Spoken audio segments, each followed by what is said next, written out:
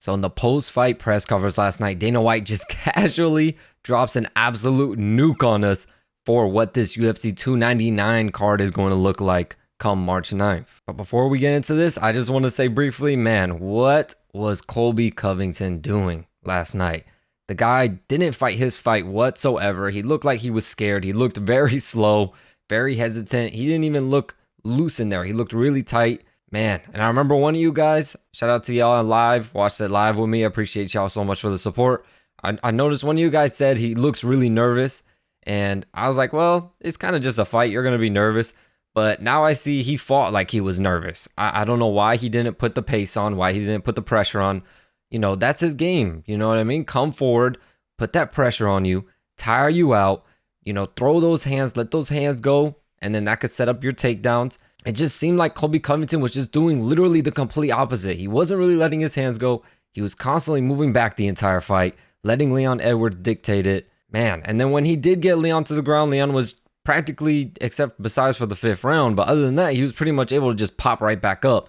So Colby couldn't even do anything with the takedowns up until that 5th round. But yeah, not sure why he was looking confused and feeling as though he won. That's Leon Edwards definitely took that 4 rounds to 1 in my opinion. And then of course I missed it last night, but Sean Strickland and Dricus Du Plessis get into it also at UFC 296. Man, that is absolutely crazy. So it started with Du Plessis sort of being shown. Strickland fires the gun. Du Plessis dodges it. All right, so I'm being told that Strickland asks Gilbert Burns' son to move. Oh, and then, wow. Oh my goodness. Oh, wow. Out of nowhere. That's kind of crazy. Well, he told him, well, you could see Drake is behind him, still kind of talking once Sean turned his back. So I don't know if maybe Sean Strickland heard him, but how about Sean Strickland, who is a psychopath, having the wherewithal to tell the kids to move before he goes and attacks Dricus Du Plessis? Well, it's just so ridiculous that the middleweight champion of the world would do that. No, dude, it's crazy. Yeah, well, he's out of his mind. He really is nuts. And look, he's getting off on it. He enjoys it. He had a good time. He got thrown out of the gym. You know, don't do that. He got thrown out of the gym. Well, first of all, was it your idea to really set them that close together? I was wondering too, they showed them together on the broadcast, and Dricus is sitting right behind Sean Strickland. I wonder why they do that, especially with a matchup like this where you know the guys, you know, Sean Strickland's talking crazy. Dricus Du Plessis ain't afraid of a fight. And, you know, even on the broadcast, Dricus was like egging Strickland on and Strickland like flicked him off or something.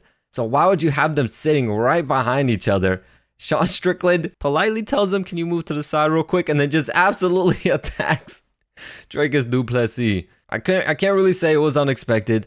I don't know why they don't expect these things more often, and especially from someone like Sean Strickland, who is seeming like is now the modern day Nate Diaz. Just a lot more edgier and willing to say a lot more crazy shit. But all right, let's move on to the main topic of this video. Dana White announced the fight card that will be taking place on March 9th. It's UFC 299 going down in Miami, Florida. And man, Dana White was already saying he has huge, crazy plans for UFC 300, but UFC 299 already stacking it full of crazy, crazy fights. If you don't know, this card is headlined by Sugar Sean O'Malley taking on Marlon Chito Vera, a jam-packed, action-packed main event. That one has, you know, 2 of the best strikers in the bantamweight division, so that fight should be so action-packed, back and forth, and hopefully we get a good knockout in that main event. But for this undercard, we got Song Yadong. He just came off of a win. He calls out Petr Yan. He gets Petr Yan. We're getting Song Yadong versus Petr Yan. We're getting Ian Gary versus Jeff Neal. It wasn't able to happen before. It looks like they're trying to get it done now. Hopefully no pullouts. You know, that has been the story of Ian Gary's past few fights. People pulling out, him pulling out. Hopefully no pullout there. Gilbert Burns versus Jack Della Maddalena.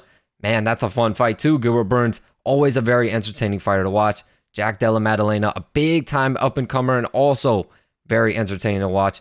And then the big one, Kevin Holland versus Michael Venom Page. Now I'm glad. I was like, why not just throw Kevin Holland in against Vicente Luque last night? Why not? I was kind of upset that they didn't do it, but now I kind of see why they did not do it.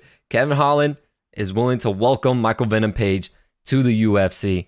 Man, what a fight. So now that makes me wonder, because Kevin Holland did have that, deal with Stephen Thompson that, he wasn't going to take the fight to the ground. And to be fair, if he would have taken the fight to the ground, and when they did end up on the ground, Kevin Holland ended up on top each and every time, he could have won the fight. I think, him having that, treaty with him, or whatever the hell you want to call it, that deal with him, I think that's what really made Kevin Holland lose. I think he had a really good chance at winning had he just, when they got to the ground, had he just stayed on top. But instead, he decides to just stand right back up, honor what he said, and go back to war with Wonderboy Thompson, and ends up, fucking up his hand and getting pieced up in the process, being unable to continue, giving Wonderboy the win by TKO. So now I wonder, coming in against Michael Venom Page, I wonder if it's going to be the same. I'm not going to lie.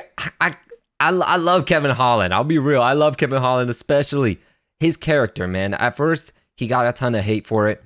People just thinking that he's just doing it as a showman. I think that happens with a lot of these fighters that have these characters coming up. People think that they're Conor McGregor wannabes, they're showmen. But now we see it's really just Kevin Holland being Kevin Holland. It's just him being him. So I think people actually really like him for it now. So I really like Kevin Holland, but I'm not gonna lie. I can't lie. I want to see Michael Venom Page fight, maybe Wonderboy. I know Wonderboy lost, but still, I would love to see Michael Venom Page and Wonderboy Thompson fight. Man, it is crazy to see that now he's officially in the UFC. I didn't think that UFC was going to be able to get this done. I really thought Venom Page was going to end up going to the PFL or something. I was not expecting that he would actually end up in the UFC. It's going to be very interesting to see how his style stacks up with everyone in this welterweight division. There's a lot of good fighters here that could be really possible fun fights for Michael Venom Page should he win or lose this fight. Regardless, his next one can be a good one. We got Vicente Luque out there, Ian Gary, Jeff Neal. There's a lot of good, entertaining fighters, stand-up fighters also, that can put on a good show when matched up against Michael Venom Page. But of course, now I'm going to turn it over to all of y'all. Let me know about these matchups. Let me know who you think takes these fights. Of course, the big ones are going to be Ian Gary, Jeff Neal, Kevin Holland, Michael Venom Page, and then the main event, Sugar Sean O'Malley versus Marlon Chito Vera. But also, I'm curious to think about, what do y'all think about Venom Page being in the UFC and how he possibly stacks up with everyone else in this welterweight division? And should he get through Kevin Holland, what would you like to see next? Again, I just want to say thank you all so much for tuning in to the stream last night. It was a very fun night. We got a bunch of good fights, few uneventful fights, but a lot of good ones. So thank you all so much for your support. And a Merry Christmas if I don't see you next weekend, but most likely I will be live again next Saturday. But a Merry Christmas anyways. As always, I thank you all so much for your support, and I'll catch you in the next video.